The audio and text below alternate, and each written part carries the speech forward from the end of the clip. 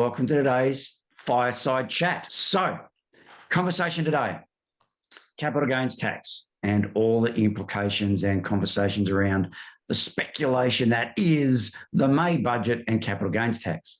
For those who aren't familiar with it, capital gains is if you hold a rental and sell it, the difference in what you paid for and the costs associated and what you sell it for is a margin. And basically that margin you get taxed on, but you only get taxed on 50% of it. Came in 99, I believe. A simplification on the original model, which was inflation-adjusted modelling. It was just a simplification and it worked really great.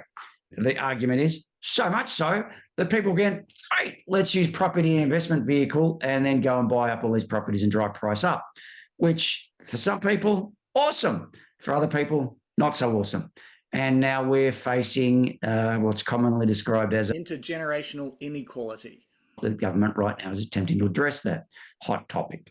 So, Simon, what's the latest you've heard around the capital gains tax discount and thoughts? Yeah, so there's a few rumours that have been bubbling to the surface over the past few days, and we'll really, I think, try and hit on a couple of those today. The latest rumour that's been hitting the headlines is that Treasurer Chalmers is supposedly leaning towards a return to that pre-1999 system of handling tax on the capital gain of a property rather than the current 50% discount system. This pre-1999 system, before I think it was Peter Costello brought in the 50% capital gains tax discount. The pre-1999 system, originally introduced back in the mid-80s by Paul Keating, was that you would take the gain on an asset, an investment asset. So it wasn't just property, it was shares and everything as well. You take the gain on that and you would adjust it for inflation and you would tax the amount of the gain that wasn't a result of inflation. So the inflation-adjusted gain was basically the idea. So the talk is about going back to that sort of a system rather than having this blanket 50% discount. And I guess the argument there is one of potential fairness. Like if you end up getting a larger benefit from the gain and you're taxed on less of that benefit and it's not a result of just inflation, then that's an incentive for investors to outbid first home buyers and so on and drive up prices is the kind of argument. So this pre-1999 system, there's an argument that would somehow be fairer, that it would be more beneficial or less of an incentive maybe for investors to outcompete home buyers. So we might have a little bit of a look at that today and what that would actually look like if it was implemented. Now, Channel 9 came out with what I would regard as some fairly irresponsible reporting a few days ago, where their report was basically like, this is the change that's been decided. That is not what's actually been said. In fact, the Treasurer's own words were no decisions have been made on these policies as of yet. If I quote from them, there's more work to do on our options for tax reform in this budget. But he did say that they've been upfront for some time saying that they think there's intergenerational unfairness in the tax system and in the housing market. So that's kind of telegraphing that a change is likely. But it would be wrong to say that this is necessarily a done deal just yet. So that's one of the rumours that's circulating as we move away from a 50% capital gains tax discount and move into a inflation-adjusted capital gains tax regime. That's one of the rumours. Let's just, before we unpack that a bit further, Brendan, maybe let's just talk about the other rumour that's floating around at the moment as well. And that's an idea that you might also see different treatment for the taxation of capital gains on established homes versus new builds, because apparently we have a housing crisis in this country and the housing industry and property investor advocates out there are up in arms about changes to the tax system because they're saying, well, that will impede new supply of housing, it'll drive up rents, it'll cause even less supply, and we'll have an even worse housing crisis. So one of the concepts that's also been floated recently and that apparently is being considered is that you have a different tax treatment for the capital gains on a new build versus on an established house.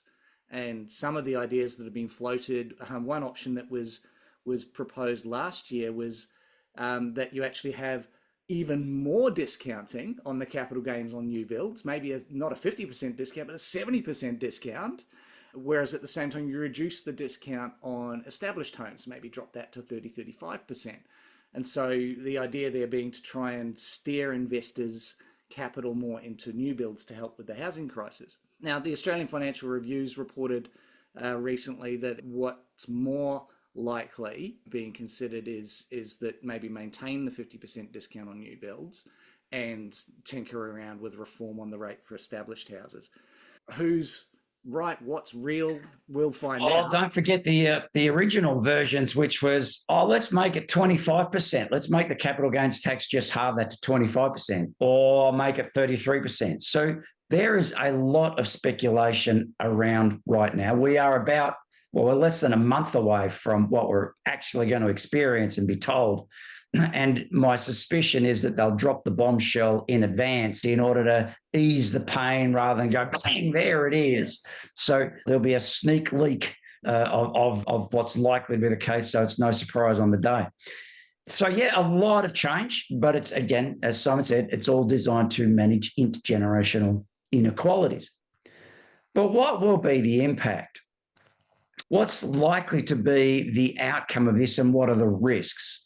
Will it, in fact, increase the demand for housing, diminish the demand for housing and allow more people to move in? Will it increase rent, or will it decrease rent? Will it stabilise the market? Will it stabilise the growth that everybody's hoping to do? Yep. The macro thing here is they don't want to actually have houses go down in value, because that's part of the whole premise of the wealth in this country is the value of houses. So they don't want to drive prices down, but they're definitely not looking to drive prices up the way it's been driving up for the last 20 odd years. Simon. There's the investor apocalypse version of all of this, that you touch any of these tax settings and investors will just en masse vacate the market, and that'll cause the market to collapse, and there'll be no new homes being built, and rents will skyrocket because investors won't own rental properties anymore. All very dramatic, and to be frank, self-interested in terms of that part of the industry.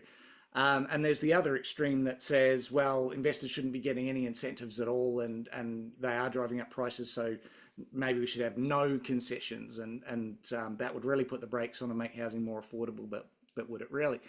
Those extremes are highly unlikely, and certainly are not really the kinds of things that are being proposed here are not at the extremes in terms of total abolishment of concessions, at least in terms of the current rumours.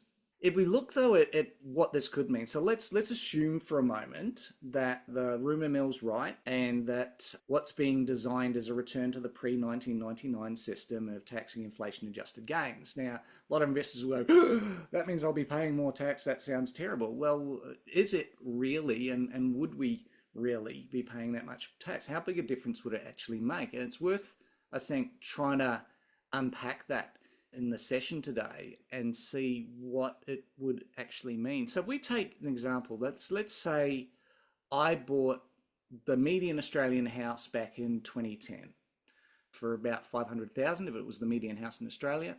Today, I might sell it for 900,000. So it's gone up about $400,000 over that period of time. So keeping it real simple, if I sold that today, and if my capital gain was $400,000, how much of that capital gain would I have to pay tax on, Brendan? You'd be assessed on the 200,000. So 50% of the capital gain. So I'm going to pay tax on $200,000 if I sell it. So what if we were operating today under the 1999 system? So the way that works is you've got to look at, well, what has inflation done potentially to the value of that asset versus what has the market done to the value of that asset in terms of increasing its value? How much of it is just more or less in line with inflation, and how much of it is a real gain above inflation? And that's what that pre-1999 model kind of is. This is the RBA inflation calculator. If I bought a house for $500,000 in 2010, what would inflation potentially have done to the value of that house by 2025? And it would have increased the value of that house to about $740,000 based on how inflation's moved up and down over those 15 years. So let's think about that for a sec. if I've got an inflation adjusted value of the property that I bought for 500,000 back in 2010, in 2025 it's worth 740, then I've got what, $242,000 of my gain is actually just inflation, in terms of how my value has moved relative to inflation and the value of money. That means that about $160,000 of my gain is the market-driven gain above inflation. So and that's what you get taxed on, not the 200. So hang on a second. So if I'm going to get taxed on $160,000 rather than taxed on $200,000, am I better or worse off? Now, as much as I think that's wonderful, and there's potentially a little deliberate magic on behalf of politicians around this because it's far more difficult to calculate, et cetera, what we do have is, well, no two properties are the same, therefore no two sell prices are the same, et cetera. So there's complexity of that. It could be more, it could be less, or it could end up netting around the same, which is probably why they picked 50% in the first place in 99, just for ease and convenience as a calculator. So this could be some clever skullduggery by politicians to say, look at the massive changes we've made, but it'll have no impact. And that's the point, isn't it? It's like, well, is this just a giant storm in a teacup, potentially? I mean, I'm all for fairness, right? I actually don't have a problem personally with the idea of taxing something that is adjusted for inflation first, so that you're not being taxed on inflation. You're not losing the value of your money against inflation and paying tax on something which you didn't actually make. So I have no issue with doing this from a fairness point of view, but you're absolutely right. You know, there's several parameters are at play here. You might be in an area which you've seen extraordinary growth, and it might actually increase the tax bill compared to the current system. You could go through a period of very low inflation, which could increase your tax bill, or like we have experienced recently, you could go through a period of quite high inflation, which means that a larger part of your gain is just the inflation part, which might reduce your tax bill. So there's so many factors at play there that you can't really say black and white whether it will make a particular investor or their property better or worse off until you calculate it for that property. So here's a quick question. Remember how we had a conversation last night, did a webinar, and I showed Simon SQM Research Adelaide median price movements. And Adelaide median price movement back in 2010 through to 2021 was zero. So if, for example, somebody bought a house in 2010 in Adelaide and inflation had it convert to $700,000 of current value and sold it at 550. Does that mean the government's going to give them $150,000 for the loss of money? Yeah. I can't see that happening. Oh, but come on, but the inflation calculator says they should. But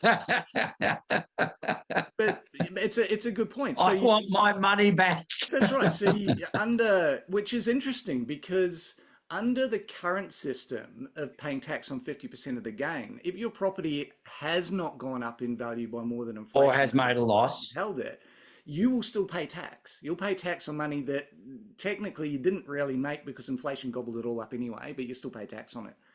Versus under the system that appears to be being proposed here, you wouldn't pay tax at all, potentially, on that gain, if that's how the numbers work out. So in some ways, that's actually a fairer outcome than the current tax system from the investor's point of view.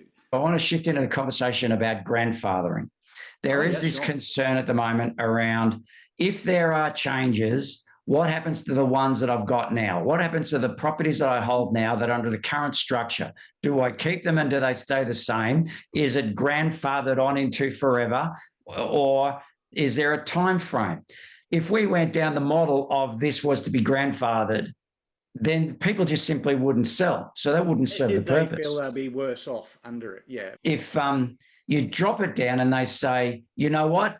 This comes into impact on the 1st of July 2026 and everybody's affected equally, there might be a flood of houses on the market going, I want my capital gains tax advantages now and I'll repurchase later if I so choose at the different rate, whatever comes up.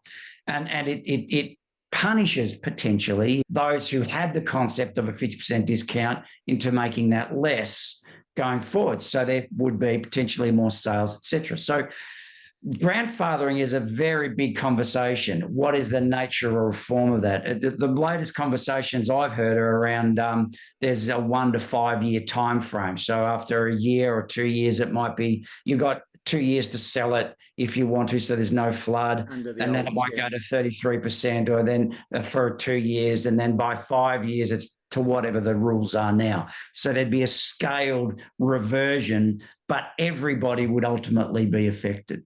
Thoughts on grandfathering, Simon? There's nothing definitive out there in terms of a confirmed policy one way or another. I know the Greens were pushing for no grandfathering on anything and total abolitions of things like the CGT discounts altogether. I doubt that we would go to that extreme. No, I agree.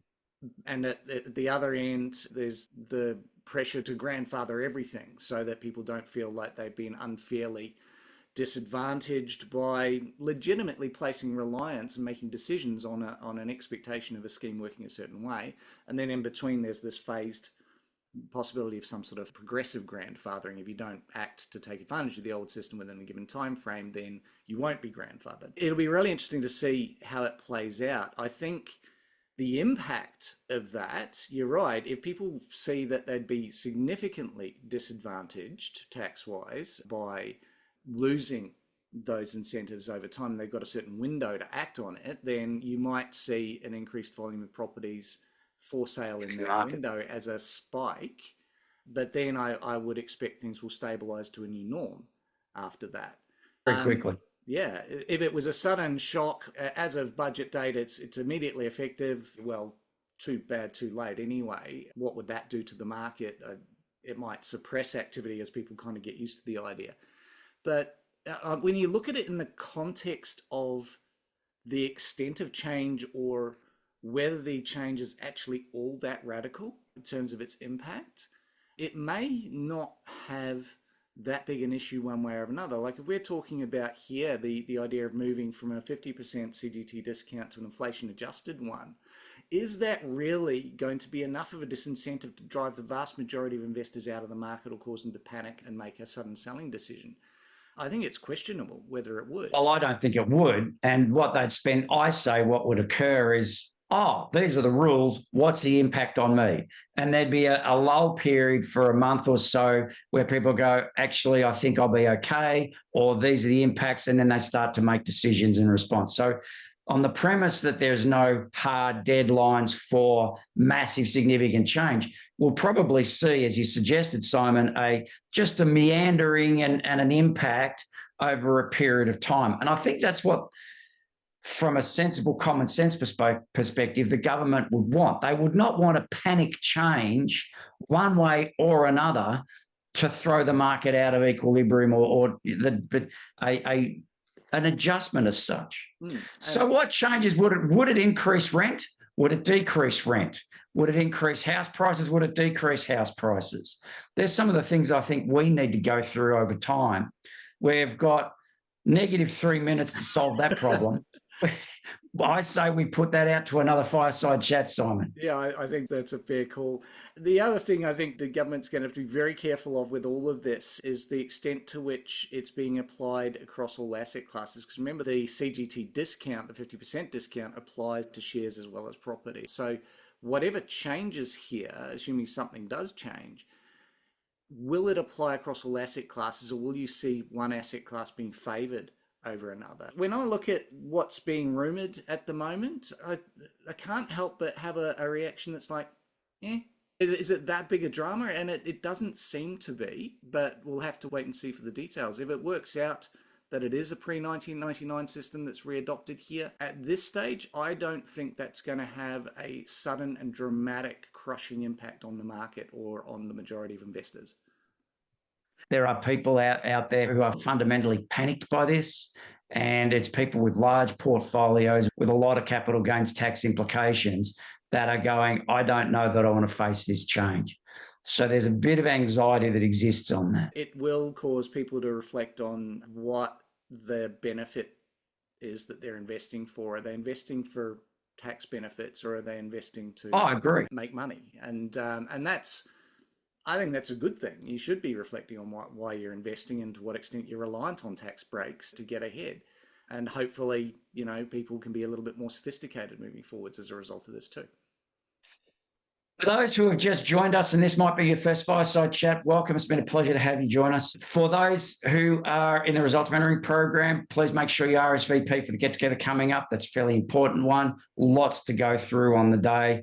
And we will know for sure at that point what's actually come out of the budget as well. And be able to talk about the likely implications on that, which will be powerful for decision-making for your next purchases and for properties you're currently underway with. Awesome. Speak to you next week. Thanks, guys. See you guys.